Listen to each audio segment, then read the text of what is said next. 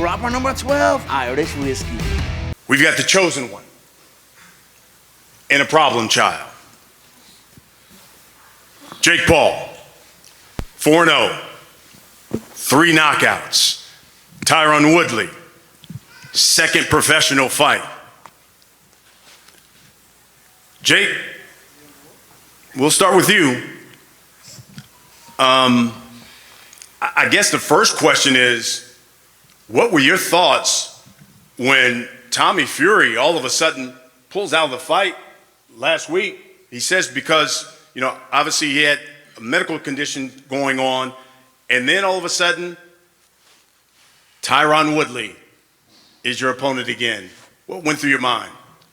You know, I just thought to myself, it's funny how these professionals, like Tommy Fury, who's considered a professional boxer, gets sick, breaks a rib, and doesn't want to fight. I fought sick. I fought hurt. You got to go in there and get the job done. And then they're like, oh, you got Tyron Woodley now.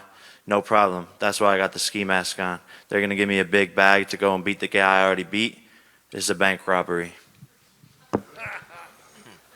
I see you got a belt here. Says the most valuable boxer. Jake Paul. Is that belt for you? Or is that for the most valuable boxer of the night? Explain the belt for us. This belt is for me. That's why it says for Jake Paul right here. But this is the most valuable boxer belt, designed by Alec Monopoly. We got a diamond Rolex on the side, a diamond Cartier on the side, and then the Hermes Birkin bag sewn into the side for the most valuable boxer of this generation. The chosen one, Tyron Woodley. So, Tyron, you get another crack at Jake. You were already training for a fight. And then all of a sudden last week, you get the call like, hey, do you want to run it back? Give me your thoughts. Did you think this would happen? And what were your thoughts when you actually got the call last week? You know, my thoughts when I got the call is that, you know, things happen for a reason. I think this is all a part of alignment.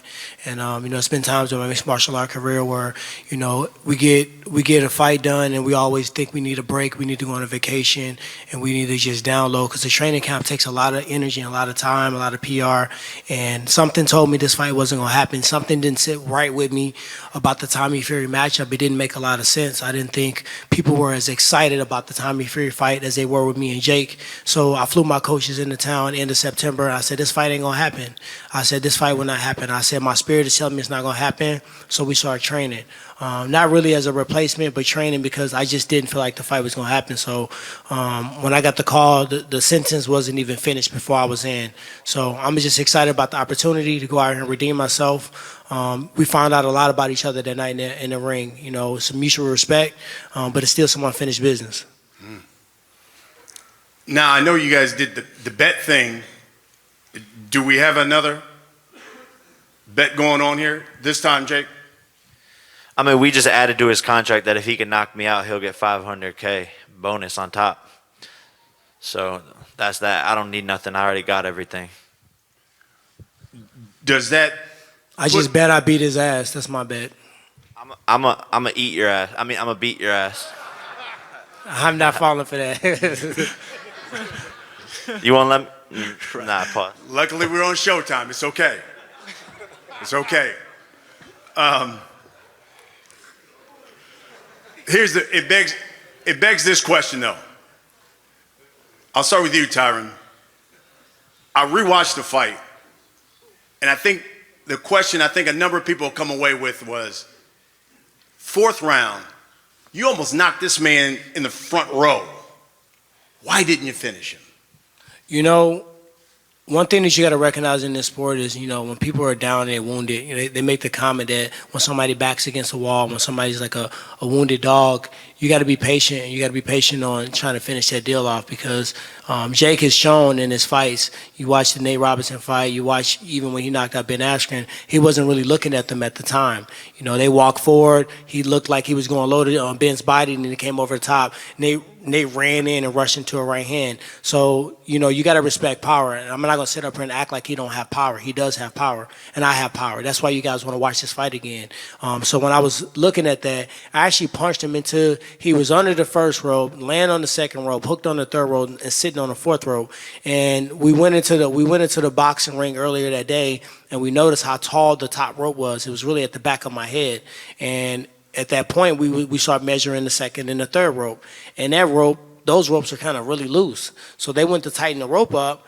And to be honest, when I punched him, he actually sprung back into the ring based upon the second and third rope. So when I was going to punch him for the second time, you know, I don't go out there and cry over spilled milk. Like Jake said, he had an injury. Most fighters fight with injuries. You train your ass off. Most of the injuries come into training. And when you sign a contract and you walk in there, you don't cry fit. You don't go in there and complain about it. If you win, you win. If you lose, you lose. You don't make excuses afterwards. But when he came back in, I was trying to punch him again. I actually wrapped around his back. And I felt like my elbow was a little bit of hyperextended. So I said, Tyron, walk him down. Get in his face. You're in better shape. He's backing up. And I was punching and trying to make him punch back so I can counter punch him.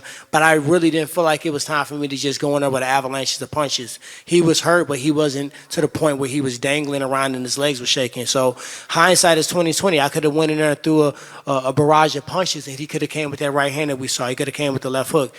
Maybe I could have did more. Maybe I could have been a little bit more active, but we're in there. You know what I mean? We're in there. We see what we see, and I gotta go off my experience on what I saw. My last UFC fight, I hit the guy, and he had Bambi legs, and I said, it's over with. And I went in there for the kill. And when I did that, he clipped me with a shot. And, you know, I wasn't thinking about let's be safe, but you got to be a professional out here. You know, this is a young kid. He hasn't really went a long fight ever. This is the first time he ever went more than 2 or 3 rounds, right? His chin has not been hit that often. He's going to be able to take a punch. So those are the things that an experienced fighter think about. So I know people wanted to see, it was more so people wanted to see me knock him out for them. You know, and I think that's why everybody, oh, you shoulda, woulda, coulda. I want to see you guys get in there and do it. Jake, I think it's important to debunk something that came about after that first fight. There was this rumor going on.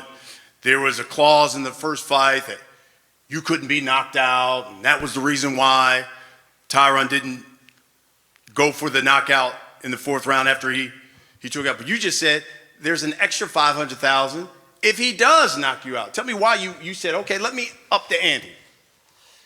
I guess my career has just become shutting people the fuck up, and this is just another version of that. So, up the ante, prove that there's no knockout clause, the fact that people think that they're idiots, and I'm willing to put money on it. That's it. I appreciate the half a bag. I'm going to throw in some crypto. Does that put any more pressure on you to try to get the knockout? Absolutely not. If you go to the recreational center, you play some one-on-one basketball with a guy, he beats you 7 rounds to 1 or 7 points to 1, however you want to look at it.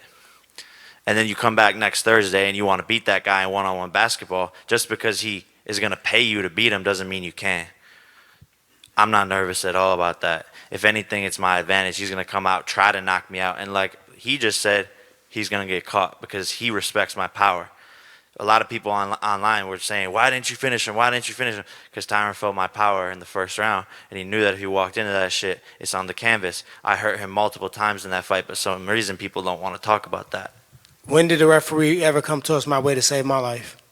When did you hurt me? When did you nearly put me to the canvas? 7th round, overhand right. Yeah, you Picture know what that's happened on my after you did overhand Instagram right? with your head I got going. back in your face like the and Terminator. you fell forward into my arms, and I caught you. I saved your life, but not Guess this what? time. Every time I hit time. you, you ran. Not Every this time you time. hit me, I walked you down. I got back in your face. So when you hit me, it actually made me even more pissed off. So at the end of the day, I don't know where that analogy came from with the basketball game. You lost me and everybody in this room because you definitely didn't win 7 rounds, number one. Number two, why didn't you knock me out? If you hit me with the hardest shots, why didn't it make me back up? Why were you the one running the whole time? So it begs the question, and we'll wrap it up with this. Let him answer that. I said no. I 100%. didn't hit you with my best shot, and that's the beauty of this fight coming in, and that's why I'm Why so didn't you? confident. What was you I didn't saving hit it you with for? my best shot. It was a bad night, and I still beat you. It was plain a and bad simple. night? And you should be embarrassed by that because I beat you on a Saturday's bad night. gonna be a bad and my night. first time going 8 rounds. That was first a- time that ever was a getting Christmas hit by gift. a 10-ounce glove. August So, 29th was a Christmas You don't gift. know. December How about 18th, this? You don't know Saturday what's night is going to coming be a up. bad Hold on, night. we'll wrap it up. How will you be different this time around? You'll see. Enough with the talking. We're 2 days away. Everyone can tune the fucking Showtime.com/pay-per-view. Fucking be there. Otherwise, you're missing out on one of the greatest fights ever. Thank you. Tyron, how will you be different? I don't need to be different. I just need to go out there and get it done this time. I needed more time the last time. This time I'm getting some extension to that last fight, so I'm going to get the round done. This is the round 9 to me. Here we go, folks. Leave no doubt. Jake Paul, Tyron Woodley, Showtime pay-per-view. I know members of the media have got questions. We got a mic. We just ask that you introduce yourself and tell us who you are and who you're with. This message is, this question is for Frank Gore. I'm Greg Ivory with Bleacher Report Betting. I'm riding with you. Me and the BR Betting is riding with you on Saturday, but you the underdog. So what do you got to say to the people that's betting against you, Frank? Man, I've been underdog all my life, bro. I'm okay with it. I will say, like I said before, I train real hard. I've been around this sport for a long time, and the world gonna see my type of skills I got in the boxing ring. Let's go. Mark Monday for ESPN. I just wanted to ask Anthony Taylor a question. When this fight was first booked with Chris Avila, you posted on Instagram that you're not a fan of the Diaz brothers, Team Diaz, and you don't like anything that they stand for. Could you elaborate on what that means? Well, stating back to the last time I fought Chris Avila, when I smacked him up in a cage, Nate, a.k.a. Cameron Diaz, didn't like the fact that I beat his butt buddy. So Nate got butt hurt, threw a water bottle at me. Him and his group tried to jump me. From there on, it's been beef like that. Now I got the opportunity to shut him up again. And if Nate wants the problem, we can settle it somewhere elsewhere. But, I'm coming into this fight with a whole new skill set, dominant. I'm going to show you guys why I transitioned over from MMA to boxing. And then just for Chris, any response to what Anthony said, and how do you see the fight going on Saturday night? It's an 8-round fight, and it's gonna play into my advantage. He ain't got what it takes, so he can say what he wants. And the last fight when we did fight, he didn't do shit. You can watch it again, and all he did was run. He didn't engage. He probably ain't gonna do the same shit on Saturday. So The only thing you engage in is pot smoking, bro. You not even a fighter. You like 8 and 9, bro. You suck, bro. Like, I swear to God, you This suck. guy's just mad because all my homies already whooped his ass and punked him all over the place. Yeah, but I got that It's all W good, though. on my name, not yours. You're a has-been, bro. You're a drummer boy, bro. Like, you a nobody. Like, you lucky to be on this card because of me. Come on, bro. Because of me. I put this dude on too. I No, gave him yeah, the fight right. in Come on. Bellator. Nate put you on, Gave bro. him the fight Your in boyfriend put Bellator. you on, bro. He went on to fight Tommy Fury, whatever. Man, Boy ain't stop no real playing fighter. Stockton, Got put Smockton. on. You Getting ain't put on about that again. life. So You ain't a sorry. gangster. Ask your question. Hi, Caroline Jastrzemski, House of Highlights. I have a question for the NBA legend. If you were putting together an NBA boxing card with current players, who would you want to see on there? That's a tough question. Well, Kendall Gill for one, because he's had some professional fights, so I definitely got to throw him on there. James Johnson. Is it James Johnson? I think James Johnson's like a black belt, so I know he's got some training. Throw him on there. Then like some legends like Charles Oakley, because I know he used to throw hands on a regular. One of my former teammates, Jerry Stackhouse, because he used to throw hands on the regular as well. So I'd probably put those guys on there, and then I'm gonna throw myself on there. You just gonna leave out Nate Robinson like that? Come on, man.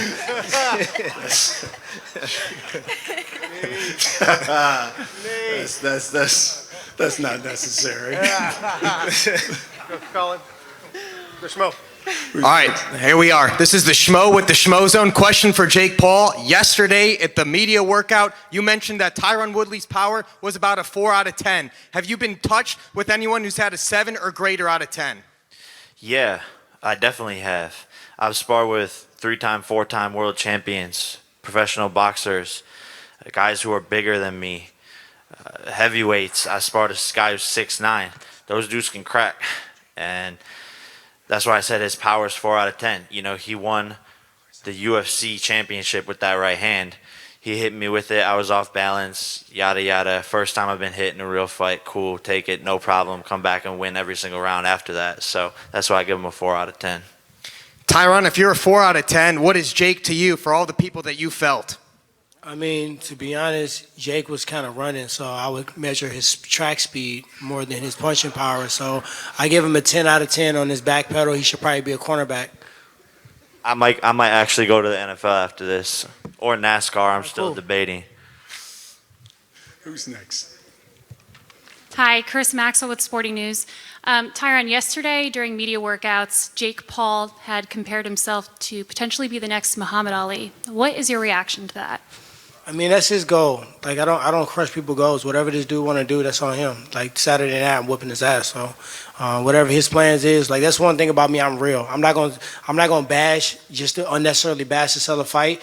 If he got goals and he got ambitions and shit he want to do, then have at it. But Saturday, my goal and my mission is clear, and it's independent of his.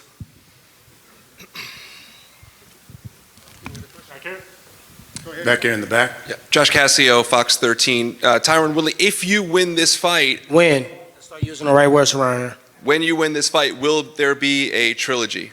Let's just focus on the fight. I mean, shit, we can talk about a trilogy. We can talk about 4, 5, 6, 7 times. But, you know, if I don't get it done on Saturday, this conversation is off the table. So right now, I'm laser focused on Saturday night.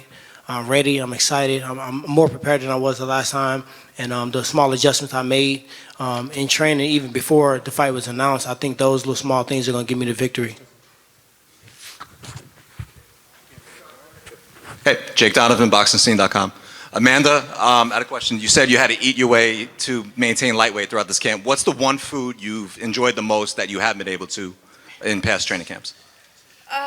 Well, I was able to eat whatever I want. I mean, I had a nutritionist who made my dinners, but I guess I try to avoid bad foods, so chocolate chip cookies, like the real ones, the ones that comes out the oven. That's that's my craving. Okay, very cool. And then my question for Miriam, do you find it crazy that you're going to now face arguably the 2 best pound-for-pound fighters in order to win a world title? ¿Te parece increíble que hayas tenido que enfrentar a las 2 mejores peleadoras de la actualidad para poder tener la oportunidad de ganar un título mundial? Hombre, para eso estamos aquí, porque hemos trabajado para ello. Y la verdad es que es un honor poder pelear con las mejores. That's the whole reason we're here, to fight the best, to go after the highest honor. And it is truly an honor to fight someone like Amanda and to fight the best and to be considered to fight the best. We have one more.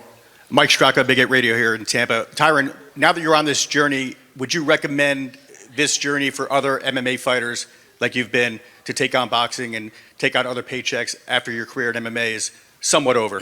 You know, if they want to lose. For me, he was talking to a man, let the child be quiet. For me, I've always been a trailblazer. I was the first one with the vlog. Make sure you guys check out Champ Camp. It's crazy right now. I was the first one that really entertained these ideas even before Conor did it. I was talking about boxing before, and then actually my coach Dean Thomas was here, was talking about boxing before any MMA fighter was boxing. So my mind has always been ahead of the curve. I suggest people do what they are put here to do. Everybody will watch Instagram and internet and they see something cool and they want to go and do it. Like, that's not what here. For one thing, this fight against Jake, I don't know why, what it is with this kid that makes me excited to train, that makes me want to get in the gym. And that's why this fight was important to me the first time, and that's why it's important this time.